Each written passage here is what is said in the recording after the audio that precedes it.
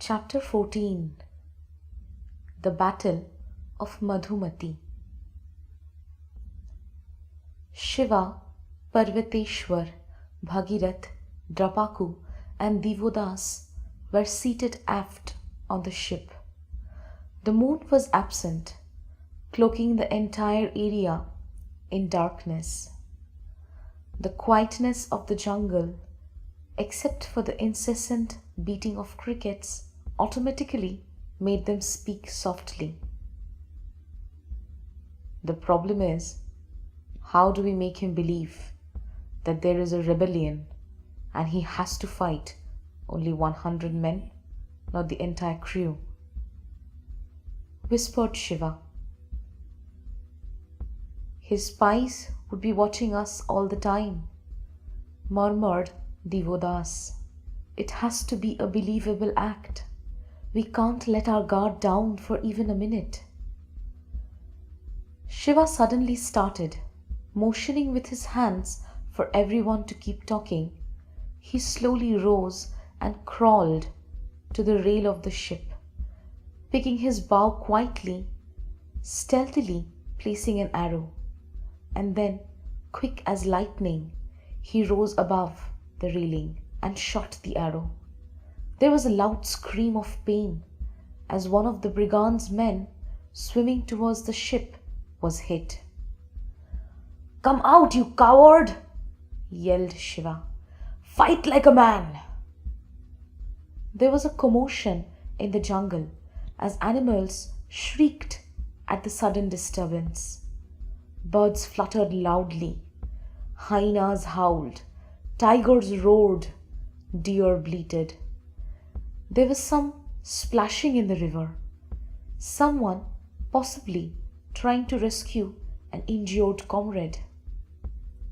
Shiva thought he heard the sound of foliage breaking as someone or something broke through and retreated. As his followers rushed up, Shiva whispered, "It wasn't a kill wound. We need Perchuran alive. Remember, it makes our task tougher, but we need him alive." And then they heard a strong voice from the jungle.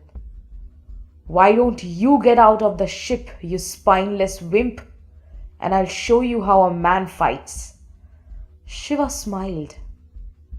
This is going to be interesting.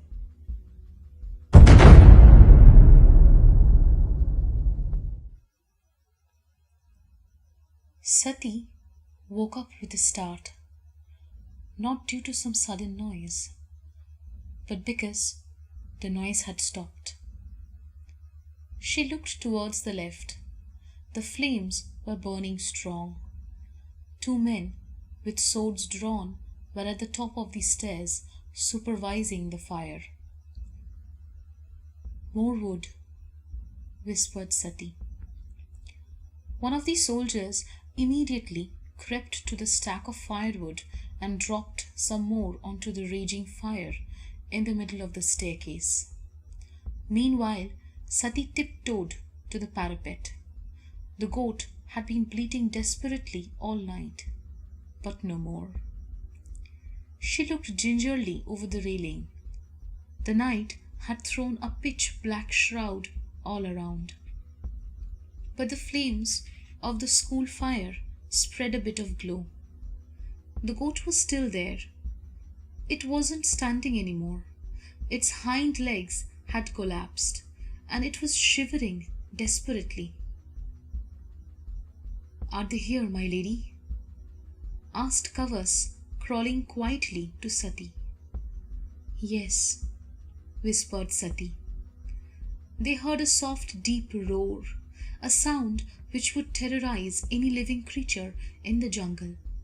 Kavas quickly woke the rest of the platoon, who drew their swords and crawled to the doorway at the end of the staircase to defend the one passage from where the lions could charge up. Sati kept staring at the goat. Then she heard the sound of something being dragged softly. She strained her eyes. 1, 2, 3, 4. It wasn't their full pride. The fourth lion seemed to be dragging something. "Oh Lord," whispered Sati in horror.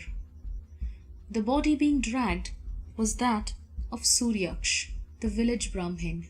His hand was moving a little. He was still alive, but barely so. The largest lion, obviously the leader of the pack, came into full view.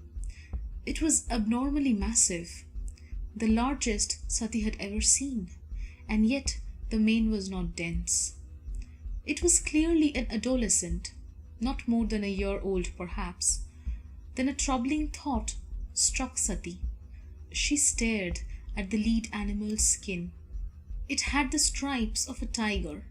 It wasn't an adolescent at all. She gasped in shock.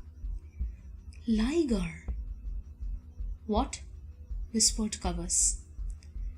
"A rare animal, the offspring of a lion and a tigress. It grows almost twice as big as its parents and has many times their ferocity." The liger sauntered up to the goat. The goat's front legs, too, buckled, as it collapsed into the ground in terror, waiting for its imminent death. But the liger didn't strike out. He just walked around the goat, whipping it with his tail. He was toying with the bait. The lion, dragging Suryaksh, dropped the body and bent to bite into the Brahmin's legs. Suryaksh should have screamed in pain, but his neck was bleeding profusely. He simply didn't have the strength. The liger suddenly growled at the lion who was chewing Suryaksh's leg. The lion growled back, but retreated. The liger clearly didn't want Suryaksh eaten just as yet. The liger is a recent leader. The other lion still seems to have the strength to at least protest.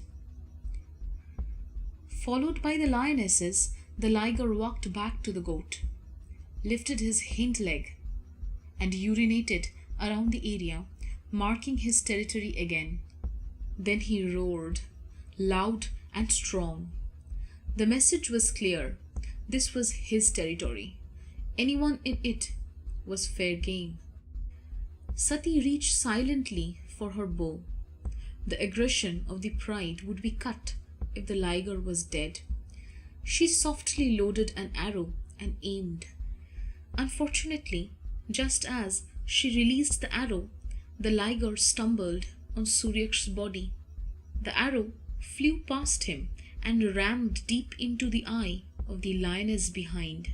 She snarled in pain and ran into the forest. So did the others.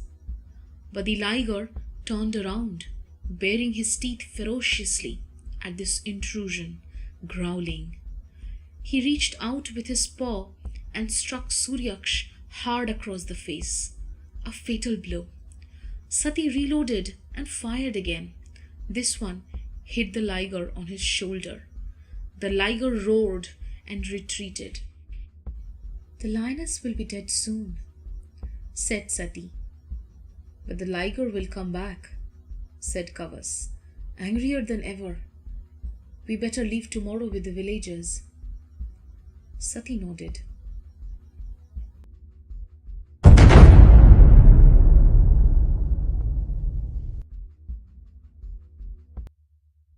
The sun had just broken through the night. "You must leave. You have no choice." She couldn't believe she had to argue with the villagers about what was blatantly obvious. It was the beginning of the second prahar. They were standing next to the pyre, consuming Suryaksh's body. Sadly, there was nobody to say prayers for his brave soul. "They will not come back," said one villager. "What the headman says is right. The lions will not come back." "What nonsense," argued Sati. "The liger has marked his territory. You either kill him or leave this place. There is no third option. He cannot let you have a free run in this land. He will lose control over his pride." A village woman stepped up to argue. The spirits have been partially appeased by the blood of Suryaksh. At the most, we will have to make one more sacrifice and they will leave. One more sacrifice? Asked a flabbergasted Sati. Yes, said the headman. The village cleaner is willing to sacrifice himself and his family for the good of the rest of the village.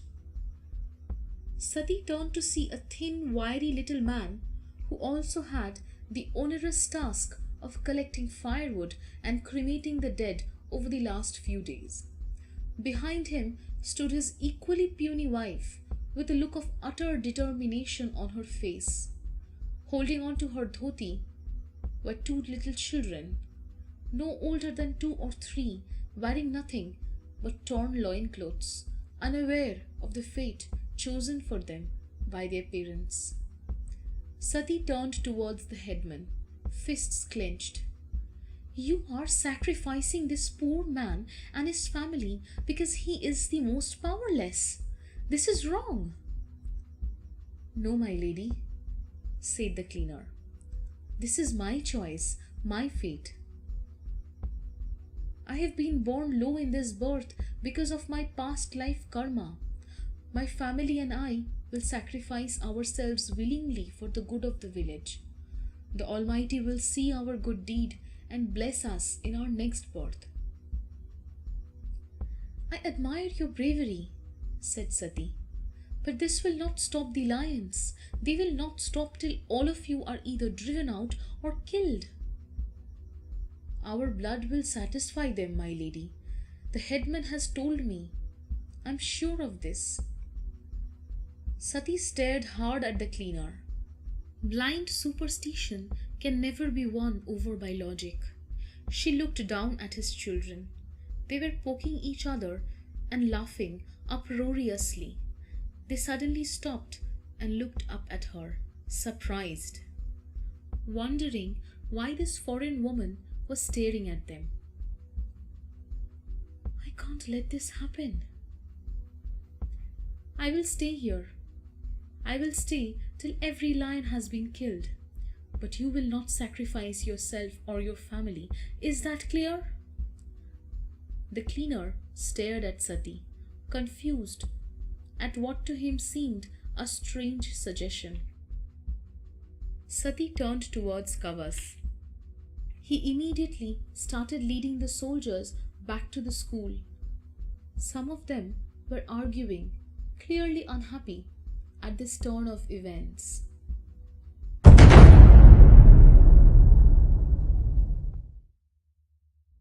The spies of Perchuran, high in the trees, were watching attentively. Shiva and Bhagirath were on the deck. They appeared to be arguing. 3 cutters lowered from the ship onto the Madhumati were bobbing gently. Finally, Shiva made an angry gesture and started climbing down onto his cutter, which had Drapaku, Nandi, Veerbhadra and 30 soldiers. He looked at 2 more cutters behind them, full of soldiers. Shiva gave a signal and they started rowing towards the bank. The ship, on the other hand, appeared to be preparing to pull anchor. One spy looked at the other with a smile. 100 soldiers. Let's go tell Lord Perchuran.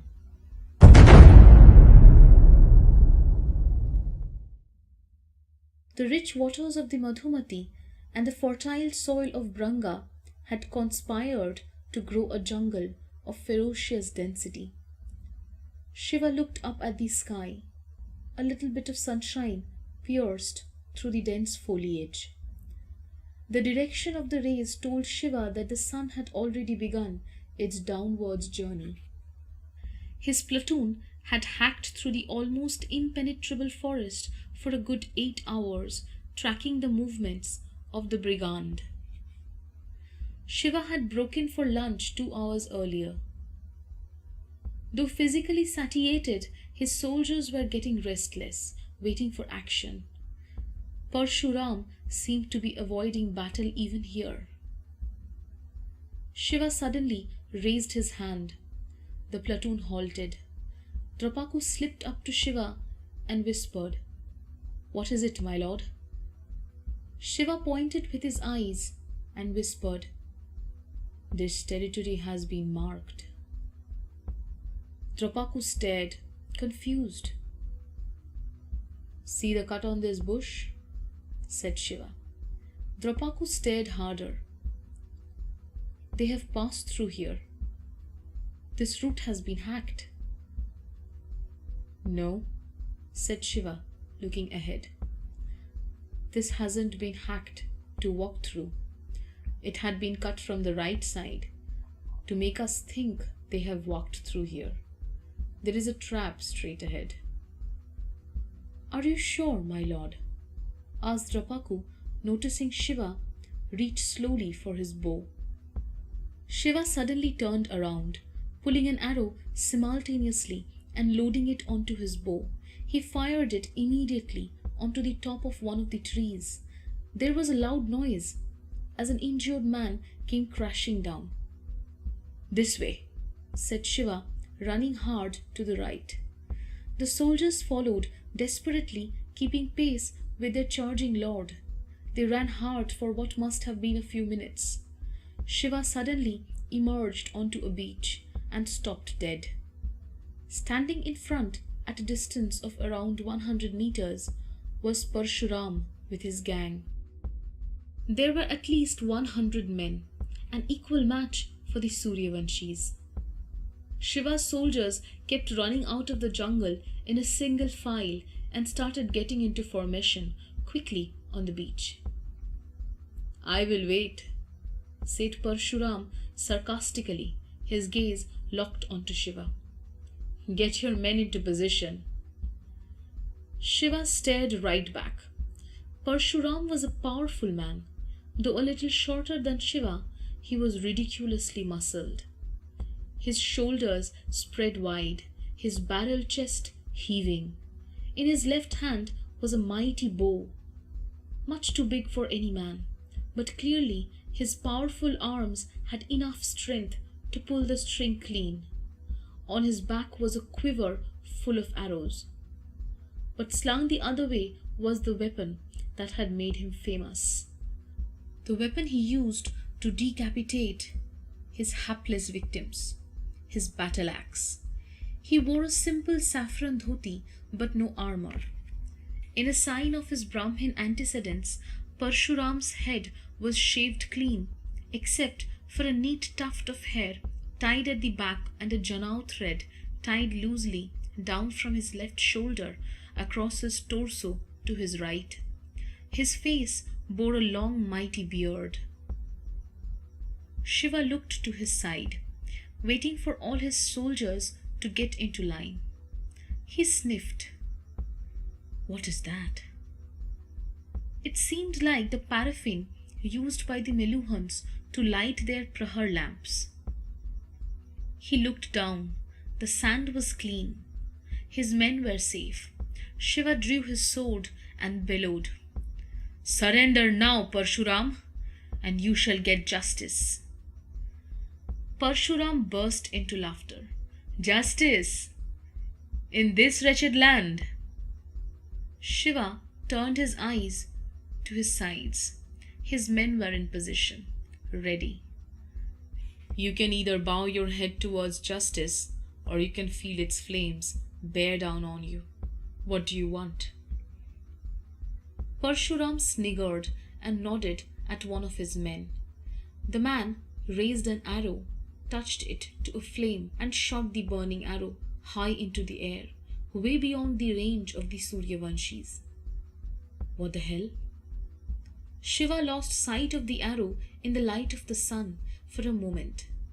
It landed quite some distance behind Shiva's men and immediately set off the paraffin lying there.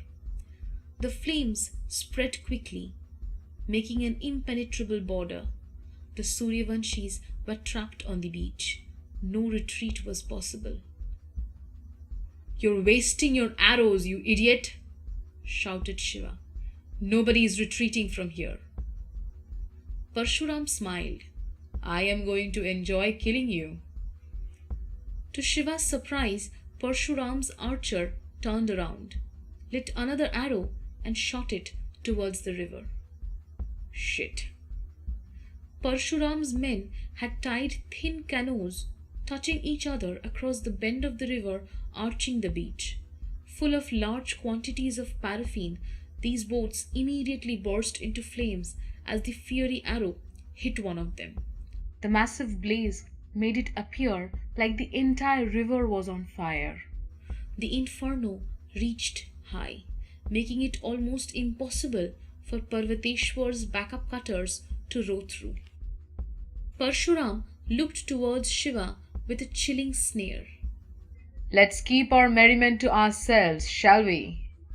Shiva turned and nodded at Drapaku, who immediately passed an order. An arrow shot up high into the sky and burst into blue flames.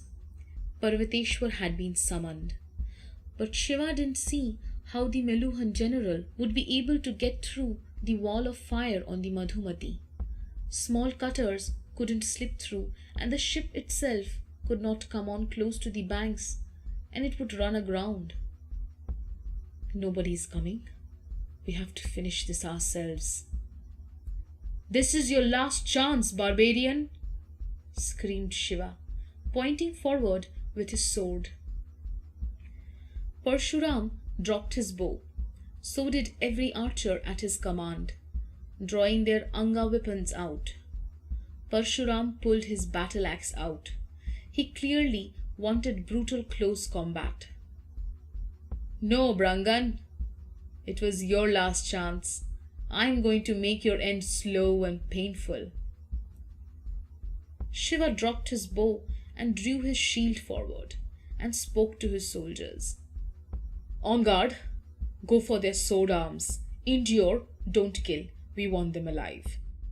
The Suryavanshis pulled their shields forward and drew their swords and waited. Pershuram charged, followed by his vicious horde. The bandits ran into Shiva's men with surprising speed and agility, Pershuram racing in the lead. He had no shield to protect himself. His heavy battle axe required both arms to wield. He was charging straight at Shiva. However, Drapaku swung to his left and charged. The bandit was momentarily surprised by Drapaku's charge. He swerved back to avoid the sword and with the same smooth motion brought his battle axe up in a brutal swing. Drapaku pushed out the shield fixed on the hook of his amputated left hand to defend himself. The formidable axe severed through a part of his hide-covered bronze shield. A stunned Drapaku swung his shield back, bringing his sword down, glancing a swerving Pershuram's left shoulder. Meanwhile, Shiva pirouetted smartly to avoid a vicious stab from one of the bandits, pushing the sword away with his shield. As the bandit lost balance, Shiva swung his sword down in a smooth arc, severing his enemy's sword arm from the elbow. The thug fell down, incapacitated but alive. Shiva immediately turned and pulled his sword up to deflect a strike from another man. Nandi, pulling his sword out from the right shoulder of an enemy, pushed him down with his shield, hoping the brigand would remain down and surrender. To Nandi's surprise and admiration, the bandit dropped his shield smoothly, transferring his sword to his uninjured left hand, and jumped into the fray again. Nandi pulled his shield forward to prevent the sword strike and pushed his sword in once again into the injured right shoulder of the thug, shouting over the din, "Surrender, you fool!" Veerbhadra, however, was not having much luck keeping his enemies alive. He had already killed two and was trying desperately to avoid killing a very determined third. Ignoring his injured sword arm, the bandit had picked up his sword with his left hand. An exasperated Veerbhadra swung down hard with his shield on the brigand's head, hoping to knock the man out. The thug arched his shoulder, taking the blow on it while swinging his sword in a brutal cut at Veerbhadra. The sword slashed Veerbhadra across his torso. Enraged, he thrust his sword straight at the exposed flank of the bandit, driving the blade through his heart. "Damn it!" screamed the frustrated Veerbhadra. Why didn't you just surrender? In another corner of the battlefield, Shiva swung his shield sideward at the outlaw he was combating. The brigand swung his head back, getting a slash across his face but preventing a knockout blow. Shiva was now getting worried. Too many people were getting killed, mostly on Perchuran's side. He wanted them alive, or the secret of the Naga medicine would be lost. Then he heard a loud sound. It was Parvateshwar's conch shell. "They're coming." Brutally stabbing his enemy, Shiva also rammed his shield onto the bandit's head again, this time successfully knocking him cold.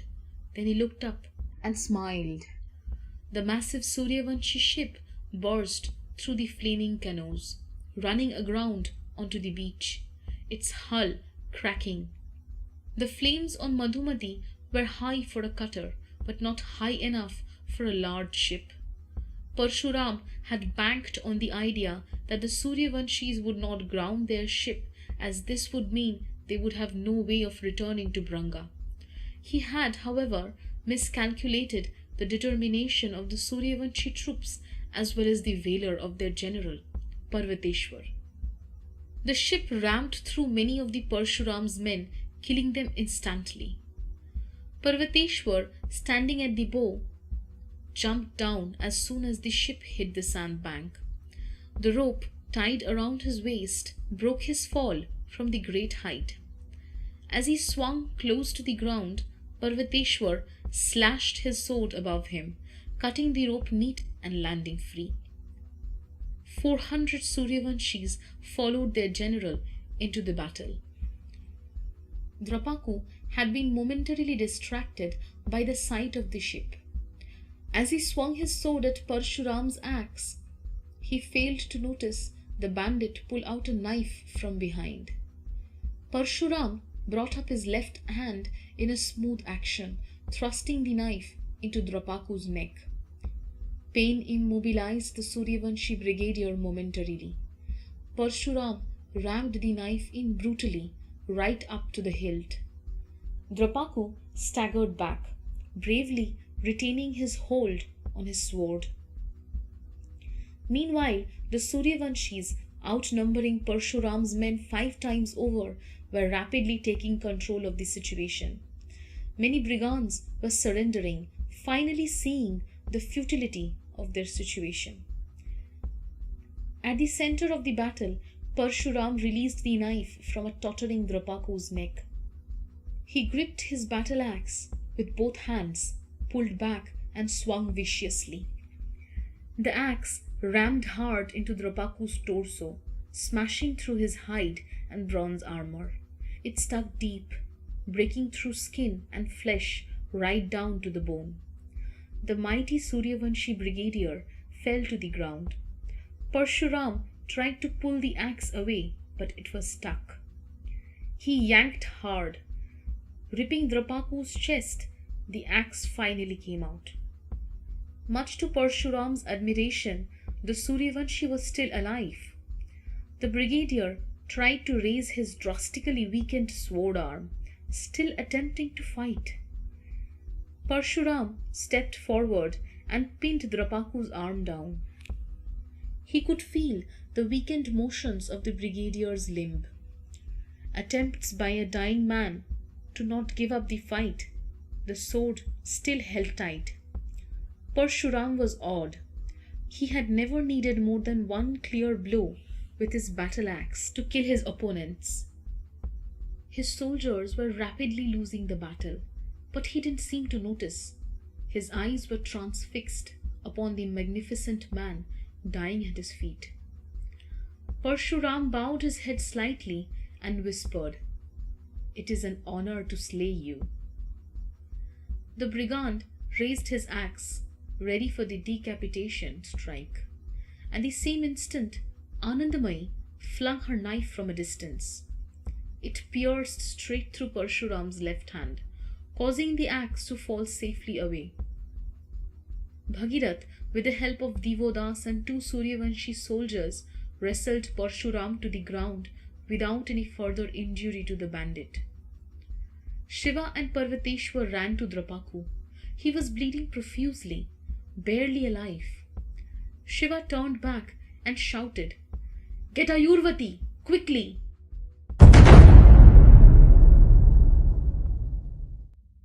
The sun still had a few hours of life left. Sati was on the school terrace, supervising the making of improvised bows and arrows. The Kashi soldiers were simply incapable of taking on the lions from close quarters. Neither were they skilled at shooting arrows. Sati was hoping that as long as they fired some in the general direction, the arrows might find their mark. Sati double-checked the pile of wood near the staircase. The soldiers had replenished the stock, and it appeared as though they would be able to last the night without running out. She hoped to kill some members of the Pride from the safety of the terrace. If fortune favored her, she hoped to kill the Liger and finish the key source of the menace. A few days of watch thereafter might solve the problem once and for all. After all, there were only 7 animals, not a very large pride. She looked up at the sky, praying softly that nothing would go wrong.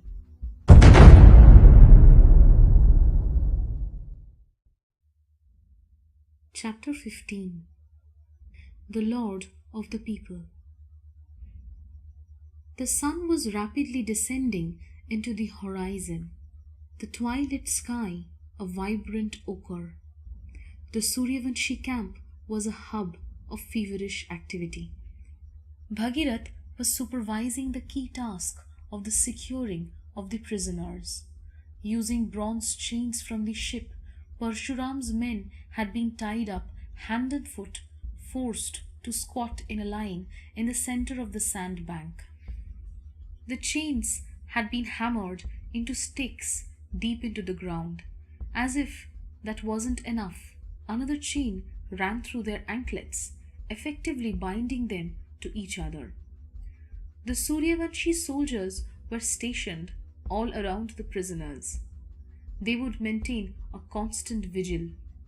Escape was impossible for Pershuram and his men. Divodas walked up to Bhagirath.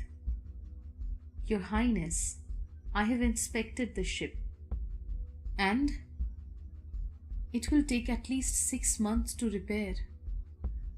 Bhagirath cursed. "How the hell do we get back?" At the end of the beach, Ayur Alay tents had been set up. Ayurvati and her medical unit were working desperately to save as many as they could, both the Suryavanshis and the bandits. They would succeed with most, but Ayurvati was presently in a tent where there was no hope. Shiva was on his knees, holding Drapaku's hand. Ayurvati knew nothing could be done. The injuries were too deep. She stood at the back, with Nandi and Parvateshwar. Drapaku's father, Purvaka, was kneeling on the other side, looking lost once again. Drapaku kept opening his mouth, trying to say something. Shiva bent forward. "What is it, my friend?" Drapaku couldn't speak. Blood continued to ooze from his mouth. He turned towards his father and then back to Shiva.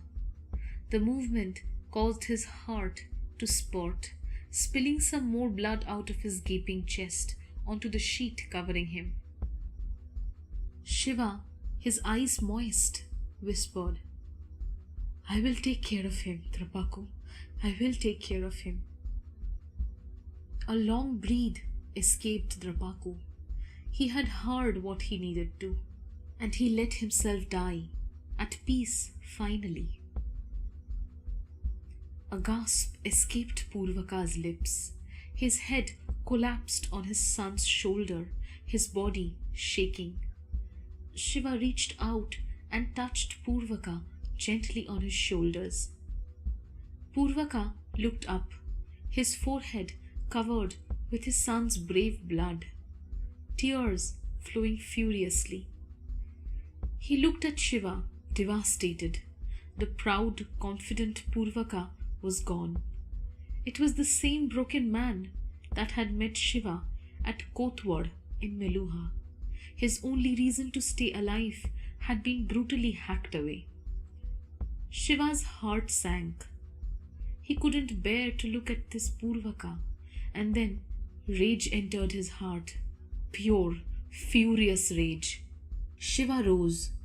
To Parvateshwar's surprise, Nandi lunged forward, grabbing Shiva. "No, my lord, this is wrong." Shiva angrily pushed Nandi aside and stormed out. He began running to where Perchuran had been tied. Nandi was running behind, still screaming, "No, my lord, he's a prisoner, this is wrong." Shiva was running even harder. As he came close to where Perchuran had been tied, he drew out his sword. Bhagirath, standing at the end of the line, screamed out, "No, my lord, we need him alive." But Shiva was frenzied, screaming, racing quickly towards Perchuran, his sword high, ready to behead the bandit. Perchuran continued to stare blankly, not a hint of fear on his face, and then he shut his eyes and shouted the words he wanted to die with. "Jai Guru Vishwamitra, Jai Guru Vashisht." A stunned Shiva stopped in his tracks, paralyzed. Not feeling the sword strike on his neck, Perchuran opened his eyes and stared at Shiva, confused. The sword slipped from Shiva's hand. "Vasudev!" Perchuran looked as shocked as Shiva. He finally got a good look at Shiva's throat, deliberately covered by a cravat. Realization dawned. "Oh Lord, what have I done? Neelkant? Lord Neelkant!" Perchuran brought his head down towards Shiva's feet, tears flooding his eyes. "Forgive me, Lord, forgive me. I didn't know it was you." Shiva just stood there, paralyzed.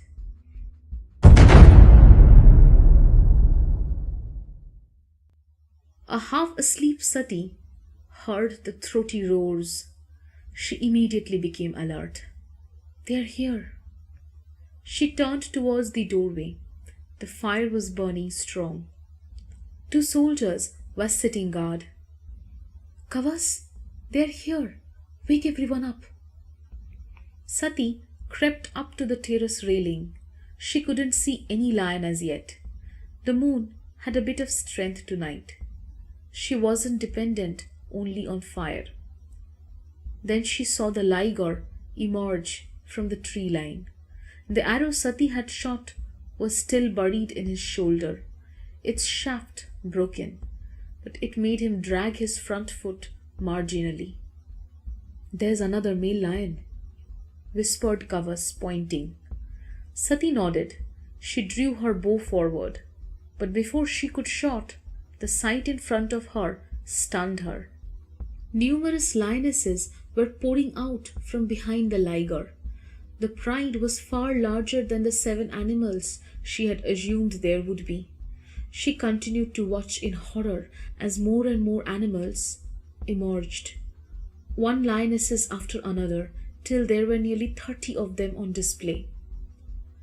"Lord Ram be merciful."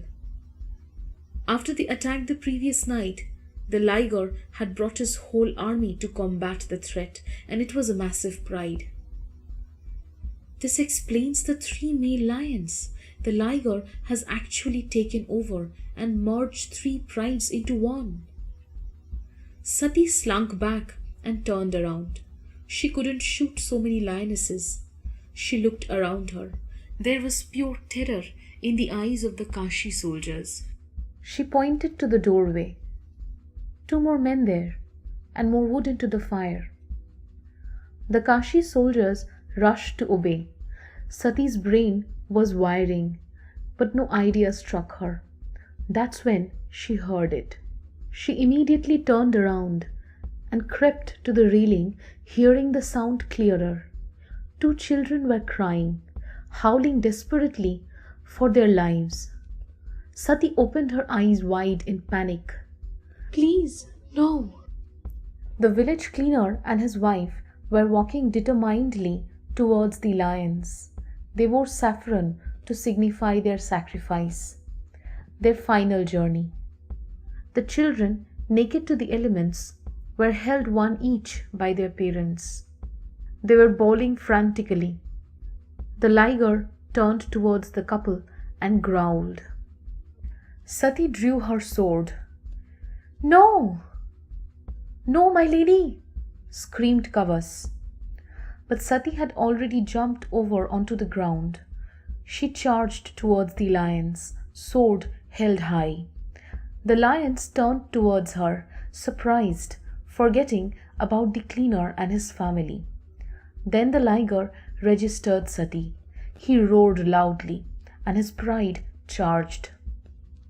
The Kashi soldiers jumped onto the ground after Sati, inspired by the sheer bravery displayed by their leader. But inspiration is no substitute for skill. Sati swung as she neared a massive lioness, turning smoothly with the movement, slicing through the nose and eye of the beast. As the lioness retreated howling, Sati turned in the same smooth motion to attack a lion in front of her. Another lioness charged her from the right. A brave Kashi soldier jumped in front. The lioness grabbed the unfortunate soldier from his throat, shaking him like a rag doll. The soldier, however, had managed to lodge his sword deep into the lioness's chest. As he died, so did the lioness. Kavas was frantically battling a lioness that had sunk her teeth deep into his leg, gouging his flesh. He was swinging down with his sword, hitting her on her shoulder again and again with ineffective strikes. The Kashi men were fighting desperately, bravely, but it was clearly a matter of time before they would be overwhelmed. They didn't have the training or the skill to battle this well-coordinated pride. Sati knew it was but a matter of time before they would succumb. Lord Ram, let me die with honor. Then a resounding yell rose above the mayhem. 100 soldiers broke through the tree line, rushing into the meal. One of them was blowing a conch shell, the fierce call of a Naga attack. A stunned Sati continued fighting the lioness in front of her, but her thoughts were distracted, wondering why the soldiers had come to the village to their aid. The tide of the battle turned immediately. The new soldiers, clearly more skilled than their Kashi counterparts, charged at the lions viciously. Sati killed the lioness in front of her and turned to see numerous lion carcasses around her. She perceived a movement to her left. The liger had sprung high at her. From nowhere, a massive hooded figure emerged. He caught hold of the liger and flung the animal off. The liger's claw struck at the hooded figure, tearing deep through his shoulder. As the liger regained balance and swung to face this new threat, the hooded figure stood protectively in front of Sati, his sword drawn. Sati looked at the back of her fearless protector. Who is this man? The hooded figure charged at the liger. Just then another lioness charged at Sati. She bent low and struck her sword up brutally through the lioness's chest, deep into the beast's heart. The lioness fell on Sati, dead. She tried to push the lioness off, her head turned to the right. She could see the hooded figure battling the gargantuan liger on his own. Then she screamed, "Watch out!" Another lioness charged from the right towards the hooded figure, grabbing his leg viciously. The hooded figure fell, but not before stabbing deep through the eyes of the lioness, mauling his leg. The liger jumped once again on the hooded figure. "No!" screamed Sati, desperately trying to push the lioness off her. Then she saw various soldiers rushing at the liger, swinging their swords at the same time. The liger, overwhelmed, turned and ran. Only 3 of the pride of 30 beasts were able to escape. The rest lay on the village grounds, dead.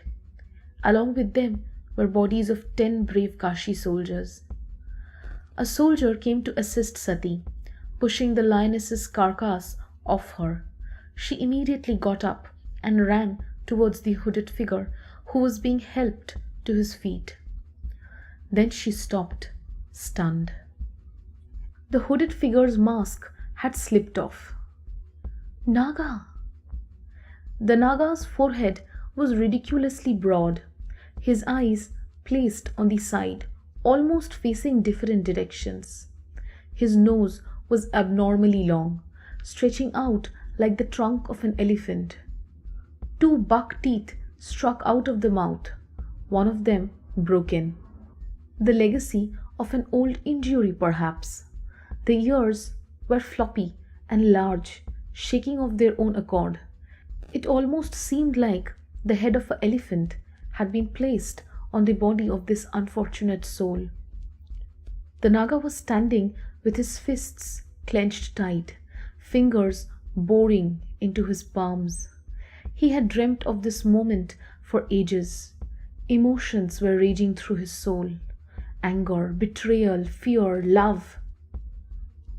"Ugly, aren't I?" whispered the Naga, his eyes wet, teeth gritted. "What? No!" cried Sati, controlling her shock at seeing a Naga. How could she insult the man who had saved her life? "I'm sorry, it's just that Is that why you abandoned me?" whispered the Naga, ignoring what Sati had said. His body was shaking, his fists clenched tight. "What? Is that why you abandoned me?" Soft tears were rolling down the Naga's cheeks. "Because you couldn't even bear to look at me?" Sati stared at the Naga, confused. "Who are you?" "Stop playing innocent, you daddy's spoilt little girl," shrieked a strong feminine voice from behind. Sati turned and gasped. Standing a little to her left was the Naga queen. Her entire torso had an exoskeleton covering it, hard as bone. There were small balls of bone which ran from her shoulder down to her stomach, almost like a garland of skulls. On top of her shoulder were 2 extra appendages, serving as a 3rd and 4th arm. One was holding a knife, clearly itching to fling it at Sati, but it was the face that disturbed Sati the most. The color was jet black, but the Naga queen's face was almost an exact replica of Sati's. "Who are you people?" asked a stunned Sati. "Let me put this phony out of her misery, my child." The Naga queen's hand holding the knife was shaking. "She will never acknowledge the truth. She is just like her treacherous father." "No, Mosi." Sati turned to the Naga again, before returning her gaze to the Naga queen. "Who are you?" "Bullshit. You expect me to believe that you don't know?" Sati continued to stare at the Naga queen, confused. "Mosi," whispered the Naga. He was on his knees, crying desperately. "My child!" cried the Naga queen as she sprinted towards him. She tried to hand him her knife. "Kill her! Kill her! That is the only way to find peace." The Naga was trembling, shaking his head, tears streaking down his face. Vishwadhumna and the Brangas were holding the Kashi soldiers at a distance. Sati asked once again, "Who are you people?" "I have had enough of this," screamed the Naga queen, raising his knife. No, Mossy, whispered the Naga through his tears. She doesn't know, she doesn't know. Sati stared at the Naga queen. I swear I don't know. Who are you? The Naga queen shut her eyes, took a deep breath, and spoke with all the sarcasm at her command. Then listen, O exalted princess. I am your twin sister, Kali, the one whom your two-faced father abandoned. Sati stared at Kali, mouth half open, too shocked to react. I have a sister? And this sad soul, said Kali, pointing at the lord of the people, is the son you abandoned, Ganesh. Sati gasped in shock. My son is alive? She stared at Ganesh. My son. Angry tears were flooding down Ganesh's face. His body was shaking with misery. My son. Sati's heart was crying in pain. But father said my son was stillborn. She continued to stare. I was lied to. Sati held her breath. She stared at her twin sister, an exact replica of her, a visible proof of the relationship. She turned to Ganesh. My son is alive. Ganesh looked up, tears still rolling down his eyes. My son is alive, whispered Sati, tears spilling from her eyes. Sati stumbled towards the kneeling Ganesh. She went down on her knees, holding his face. My son is alive. She cradled his head. I didn't know, my child. I swear I didn't know. Ganesh didn't raise his arms. My child, whispered Sati, pulling Ganesh's head down, kissing his forehead, holding him tight. I will never let you go. Never. Ganesh's tears broke out in a stronger flood. He wrapped his arms around his mother and whispered the most magical words. Ma. Sati started crying again. My son, my son. Ganesh cried like the sheltered little child he had always wanted to be. He was safe, safe at last, safe in his loving mother's arms.